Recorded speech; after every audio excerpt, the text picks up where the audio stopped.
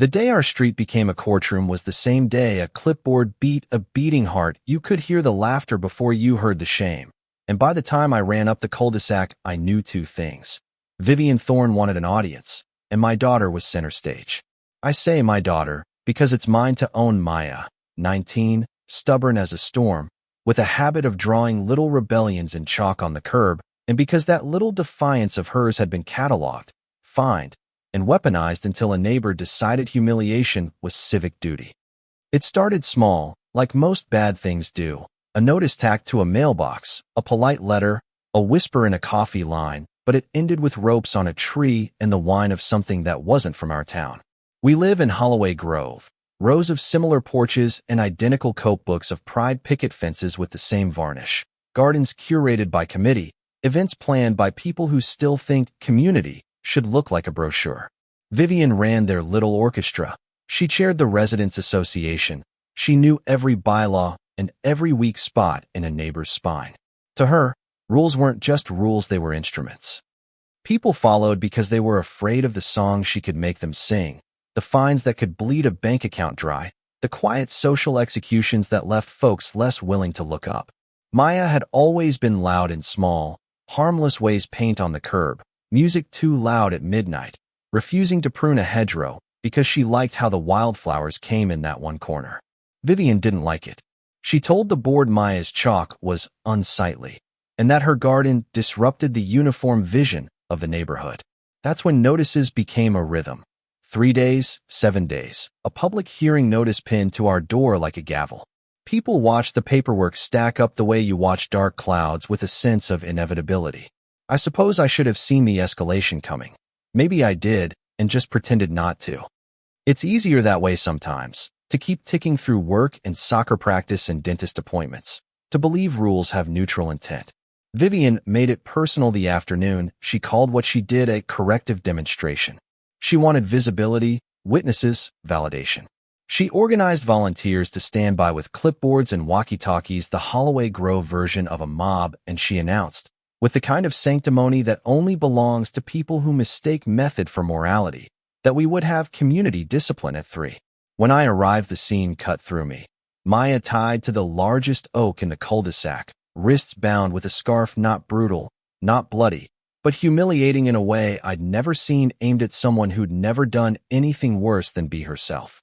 Vivian stood beneath the tree like a school principal on parade, her voice ringing out as neighbors filmed. "This is about respect," she declared, and someone else chanted about property values as if dignity and market price were the exact same thing.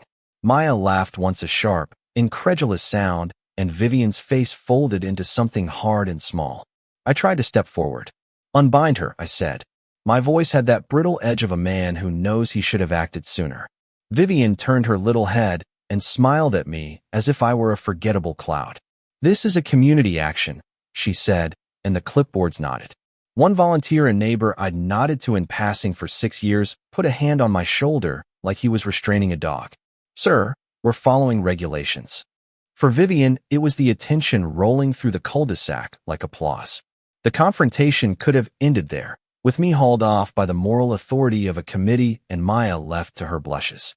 Instead, something else, some small, mechanical thing Maya kept tucked into her pocket, made a sound that turned everyone's throat to water.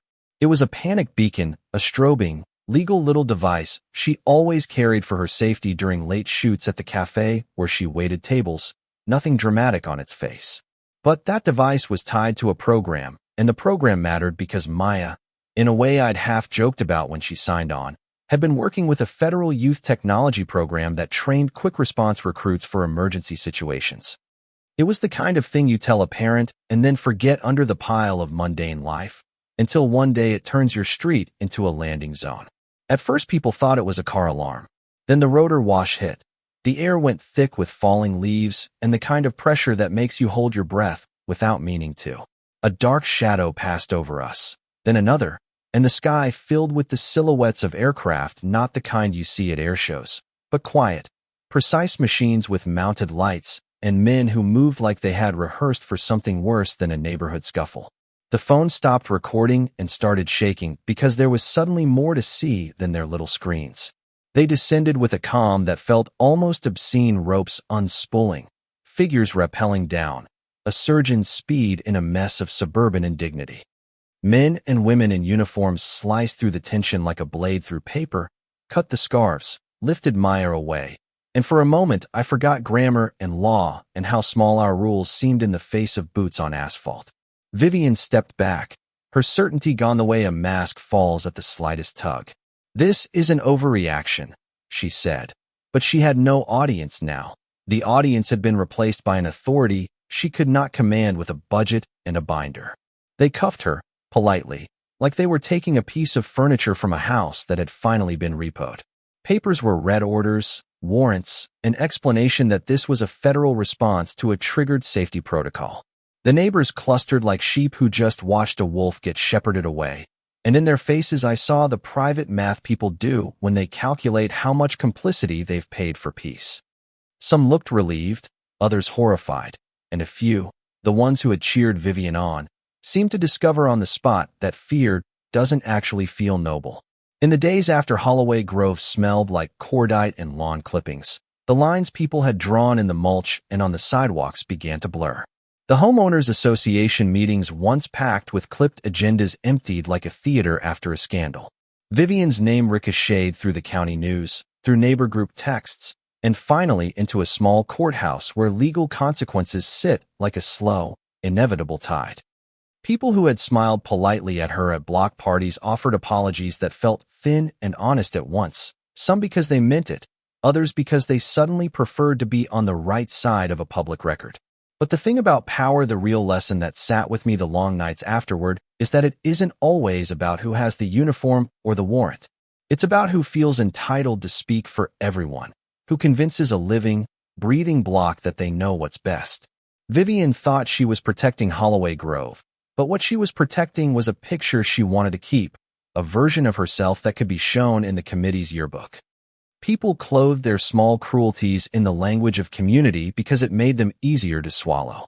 Maya, who had been humiliated and then rescued, and then scrutinized in equal measure, handled the aftermath in the way she always did. She made space for the story without letting it define her. I didn't want them to be able to erase me with a memo. She had been right, that was what Vivian was doing, and somehow, by being visible, by being the person who refused to vanish into the acceptable, Maya forced a whole block to reckon with the cost of complacency. Some retreated into their habits, convinced that rules, even cruel rules, are the quickest path to order. Others, though, began to ask the quieter question: when does enforcement cross into vindictiveness? And who gives someone the right to answer that for everyone? If you like this, share it with a neighbor who's ever felt muzzled by a rule, and subscribe for more stories that try to make sense of small acts and big consequences. And as always, keep your eyes open, because sometimes the person with the clipboard is the one who needs checking.